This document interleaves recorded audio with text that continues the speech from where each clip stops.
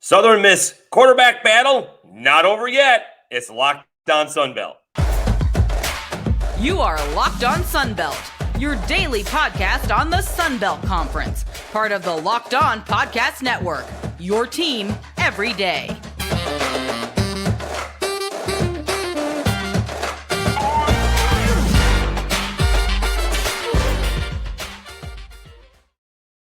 All right, Dave Schultz back with another edition of Locked On Sunbelt, your team every day. Special thanks again yesterday to Michael Langston from ODU Monarchists for hopping on, talking a little ODU football.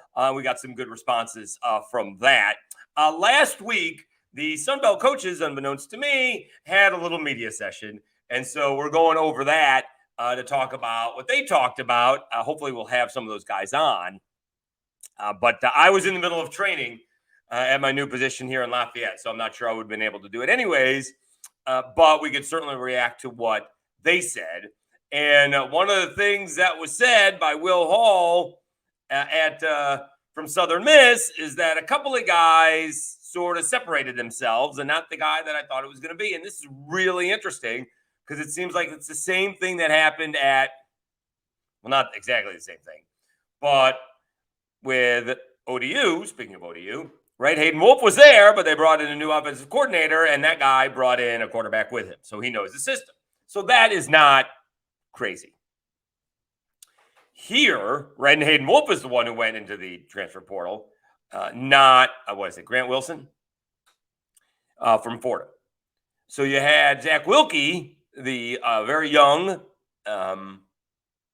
inexperienced, and erratic freshman quarterback. You know, he was there. But Southern Miss brought in a couple of transfers. Holman Edwards, always got to worry about guys with two last names.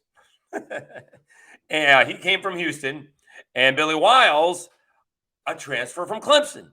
Now, on the surface, that sounds pretty good, right? Someone's not going to get a chance to play. They want to play. They want to go to somewhere where they can compete for a chance to play. Here is the thing, though.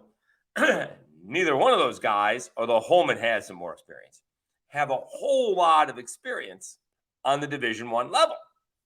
For example, Billy Wiles from Clemson was a walk-on in 2021. He got on scholarship in 2022. He took 11 snaps in 2021. Did not play at all in 2022. ACC honor roll kid, so bright kid, but has not played a whole lot of football. He comes in as a redshirt sophomore. Holman Edwards went to Houston, didn't play very much at Houston, but did play a little bit at East Central Community College. 2 seasons at East Central Community College, 1,600 yards, 182 of 327, 12 touchdowns, 13 interceptions. Completion percentage, not that great, 57%, but he hasn't played at the D1 level. Whereas, guess who has? Zach Wilkie has.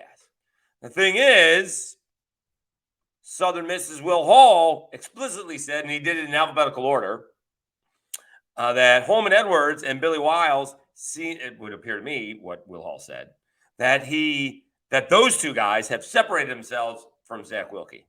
That Zach got in there too soon, but he's made great improvement. Got into the game last year too soon. Just wasn't ready to play Division I college football last year, and was good and bad last year, admittedly, where the term erratic comes from. Inconsistent may be a nicer word. And yet, like, you just go, I mean, you got the full, I believe, Zach Wilkie experience in the game against the Raging Cajuns, right? His first pass was an interception, and yet he led them to a victory. And yet, Will Hall says Holman Edwards and Billy Wiles are going to be the ones to battle it out, that it's going to go into the fall. He separated those two from Zach Wilkie. We'll see, and I did not see today. It doesn't mean it didn't happen. When I say today, I mean yesterday. I didn't see if Zach Wilke was going into the transfer portal. I would hope he would not go into the transfer portal because while Holman Edwards has a little bit more experience and Billy Wiles was at a big-time program, neither one of these two guys has actually lit it up. And I haven't seen anything. I could go back and probably look at Carter Bradley's stats at Toledo and say, what's going on here? Then you take one look at Carter Bradley and you say, oh, he has a cannon for an arm. So I have not seen Billy Wiles play. I have not seen Holman Edwards play. I'm just going by their stats and where they have played so far compared to Zach Wilke, who has played on the Division I level. So we shall see if something comes about from this spring where it feels like the two transfers, according to Will Hall, separated themselves from Zach Wilke. We'll see. I wouldn't be cashing my chips if I'm Zach Wilke. Not just yet. All right. Again, I wasn't at spring practice. I didn't see spring practice. I don't know what happened in spring practice outside of what Will Hall is telling us. But I'm just basing my thoughts on let's hold off a little bit on leaving because we'll see how well these guys play. We know, based on history, Will Hall is not afraid. You don't play very well, we're going to take you out. You got to play well. Now, some of that was injury, but some of that was also interceptions. We shall see. All right, we'll come back. We'll talk about the running back room and wide receivers, the offensive, defensive lines. Will Hall had some good things to say. These coaches were only talking for 8 minutes, but listening to Will Hall, he didn't be specific in numbers. He sounds like a lot like Kane Womack from South Alabama. All right, and what he is telling you about his program. All right, I still haven't done it yet. I need to do it because we're now in Lafayette, Louisiana, where we can do the FanDuel, and I'm looking forward to it. Baseball is tough. We got NBA playoffs. That may be a little bit easier. Baseball is really, really tough when it comes to sports gambling. But we have it's outstanding time now to do it. You got grand slams, no hitters, double plays are back. There's no better place to get in on MLB action than FanDuel, America's #1 sports book. That's because right now, new customers can step up to the plate with a no-sweat first bet up to $1,000. Just go to FanDuel.com/lockedon, place your first bet, and get up to $1,000 in bonus bets back if you don't win. So don't miss out on your chance to get a no-sweat first bet up to $1,000 when you join FanDuel today. Just go to FanDuel.com/lockedon to sign up. FanDuel, official partner of Major League Baseball. I may be more apt to do instead of team bets, who gets hits, strikeouts in a game, something along those lines. Because otherwise it is matchups. You really have to study that stuff when it comes to baseball. But this guy may strike out 7 times, may have struck out 7 hitters, something along those lines. But I'm definitely going to get into it, and I will definitely I'll post my results. We'll see how I do. I'm sure I'm going to be following other people who are much more into it than I am and have time to look it over. So I'm looking forward to getting going with FanDuel. All right, it is time for more Locked On Sunbelt, your team every day. I'm your host, Dave Schultz. So we're talking about Will Hall, head coach of Southern Miss. The Sunbelt Conference had a nice Sunbelt Spring Media Days. I thought that was a great idea. I'm not sure I've seen that before, but a great job by the Sunbelt. Bad job by me not knowing it was going on to participate and ask the coaches some questions. So we'll react to what they said. Will Hall, this is going into year number 3, a lot like Kane Womack at South Alabama. Kane Womack has like 18 or 20 starters coming back. He's got Darrell Luter Jr. and Jalen Wayne not coming back, and 2 guys that are coming back. I think he said maybe he's got 20 guys coming back because he's got a couple of guys that were hurt last year on the defense that are coming back, that are healthy right now. And so same thing, Kane Womack, we got a lot of depth. We've got our offensive line is good shape. We moved this guard over to center. We have plenty of wide receivers to replace Jalen Wayne. We had 2 of the top 5 guys anyways. We got to replace Luter, but we have a lot of depth there. We have too many safeties to go around. We do have some positions to fill, but we're in pretty good shape. That's a lot like what Will Hall sounded like. He's like, we're pretty good on the offensive and defensive lines. We got guys who can protect. We got guys who can get after it. We have some depth. The last couple of years, we've been really, really young. These guys are in year number 3. They should know the system. I mean, Will Hall is not, and he has always been like this, to be honest with you. He tends to be over promises and then may or may not underdeliver, right? I mean, that's a lot like football coaches talk, right? They want to pump you up, and then they, in Will Hall's cases, seriously apologize when things don't go their way. You really want to be the other way, although it doesn't work that way for football coaches, right? But in business or in life, you kind of want to under promise and then over deliver. We have some experienced players. It's in year 3. We'd like to see them take that jump, something along those lines. Because you can go back, and we've talked about this before. I mean, it was like the end of the world. It was Kane Wommack's first game, and it was Will Hall's first game. And there was a severe talent differential between the two squads for whatever reason. And one of the guys think about this. One of the guys on the quarterback for South Alabama was Jake Bentley, who was only among the nation's leaders in active career yardage. That's all. Then another guy, Jalen Tolbert, ends up being drafted by the Cowboys. Will Hall and Southern Miss didn't have that. All right. So after a couple series, the offense got going for South Alabama, and Will Hall thought, it was like a disaster happened. But now I like the idea that Will Hall is saying, yeah, we got some guys now. We've built up our depth. All right. He's not going into it. Now, injuries happen, right? And to me, injuries are not excuses. Those are reasons. All right. There's reasons that the 22 guys who are playing, or maybe, you got 15 guys on offense, 16 guys on offense that are playing, and you might have 15 guys on defense that are playing. You rotate, like South Alabama's got all those safeties. They're going to rotate those guys in. Defensive line probably rotate some guys in, maybe some linebackers.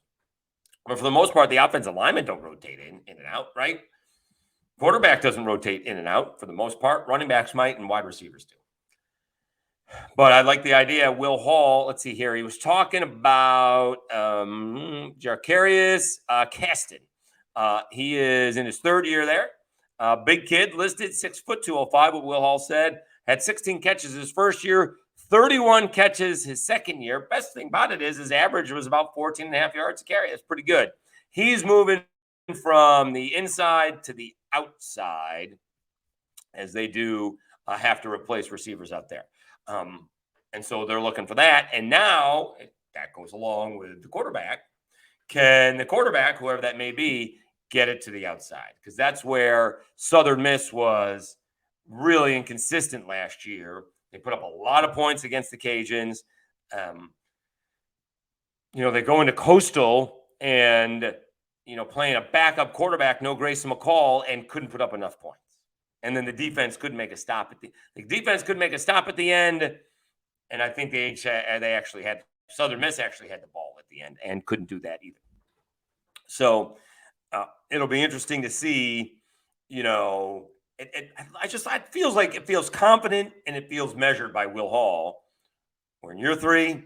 These guys know the drill. They know the program. He's big on the C word, which is the culture word, right?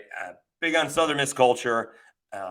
And can they take that next step? Again, until someone proves differently, right? It's South Alabama, not only in the West, but overall. But South Alabama, and then you have Troy, Southern Miss, and the Cajuns all into one. And then we go from there. And again, the big wild card could be Texas State, all right? Wouldn't be surprised if Texas State upsets some people, and certainly, going to challenge some people and make them sweat out some ball games. All right. All right, let's take a timeout. We will come back and talk running a back room. And again, a lot like South Alabama, Will Hall and Southern Miss appears to have a loaded running back room.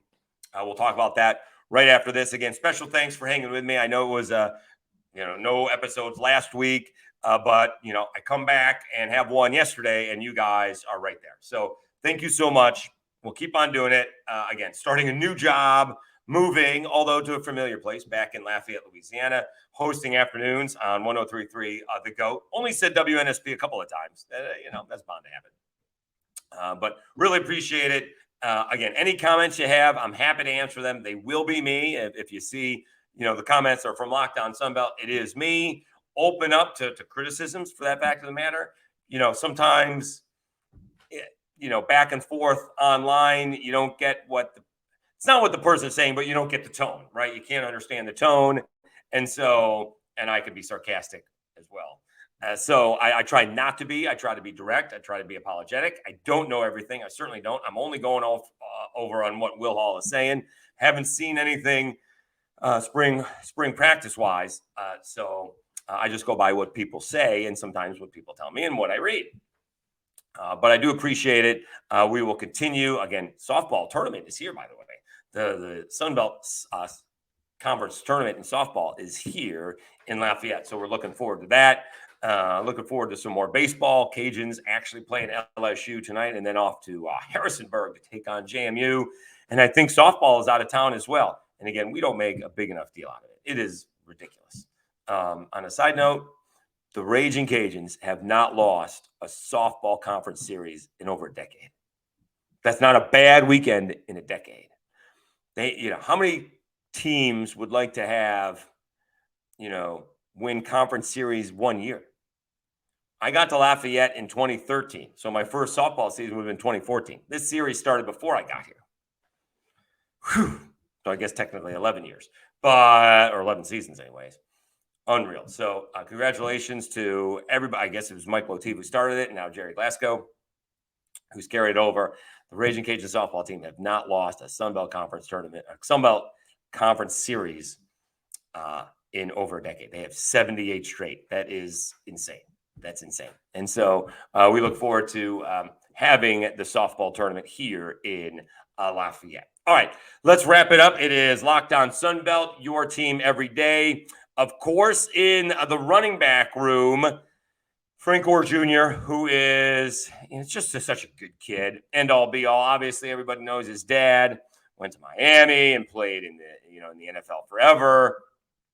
And Frank Gore Jr. not quite as dynamic as dad, but I don't know if dad was a quarterback and had to quarterback his college football team to victories, because Frank Gore didn't do it once, right? He did it twice in 21. That was insane, right? They had no quarterbacks.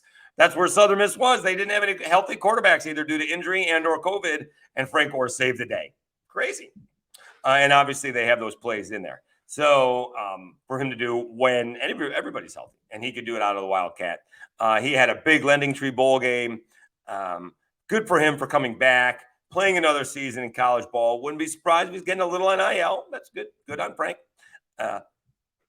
And so he is the leader. He's probably going to be one of the, it's usually a quarterback award, but preseason offensive players of the year, right, in the Sun Belt. Like Carter Bradley's going to be one.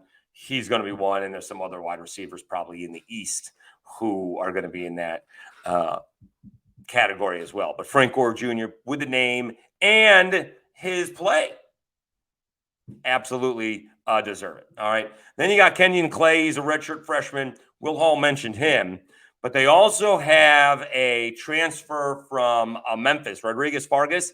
Guess his nickname is Dreek. Someone who Will Hall has recruited a lot, actually, and is thrilled to have him. So they have basically Southern Miss has at least, I'm sure they have more than this, but these are the guys that Will Hall mentioned. You have Frank Gore Jr., Kenyon Clay, and Rodriguez Vargas. It's pretty good, running back room, right? A running back room is not one or two guys anymore, right? It is not. No one is handing the ball off to one guy 35 or 40, 30 or 40 times, right? If you can get it, 15 to 20, maybe, right? I mean, I think LaDainian Webb, he got it at the end of the ball games last year, but probably only had half the carries that he had until the end of the game. And even South Alabama has, a handful of guys in that running back room that can go with LaDainian Webb. So I think Will Hall is in good shape. If they can figure out that quarterback situation, and that quarterback situation can be consistent, it doesn't have to be great, right? We all are looking for, everybody thinks that, well, where's the next Joe Burrow? All right, well, who, that's not coming. It doesn't have to be great. It just has to be consistent. Also, remember, the other guys are trying as well. All right. So it can't be perfect and great all the time. Even Joe Burrow threw interceptions in his national championship Heisman Trophy year. The point is, if you can find someone consistent, now like South Alabama, Carter Bradley and South Alabama's offense should be more consistently explosive. All right. Again, the other guys are trying. So you're not going to score all the time, but they should score more often than they don't, right? They shouldn't go more than 2 or 3 possessions without putting points on the board. All right, something's not right if that's the case. And Southern Miss, you want to be a little bit more consistent. All right, not necessarily consistently explosive, but consistent, especially with their defense. Just moving the ball a couple of times is pretty good. Now you want to put points up on the board, and again, to compete with the South Alabama Jaguars and maybe even Texas State, and we'll see where the Cajuns are. Troy is not all that high-powered offense. You're just looking to be more and more consistent. Not necessarily scoring 35, 40 points a game, but boy, get it up there to where it is, 28, 30 points a game. That's what the Sun Belt's all about. When you're adding what the offense is going to be at Texas State and what you're adding what that offense is going to be at ODU, it's going to be, it's going to be tough to keep up in what that offense should be with South Alabama. So it is looking like it is pointing in the right direction for Will Hall and Southern Miss. We will keep an eye on the quarterback situation. All right, I want to thank you so much for tuning in to another edition of Locked On Sun Belt, your team every day. I'm your host, Dave Schultz. We'll have another episode tomorrow. Thanks so much for subscribing. And again, please subscribe on YouTube and wherever you get your audio podcast from. Just search Locked On Sun Belt.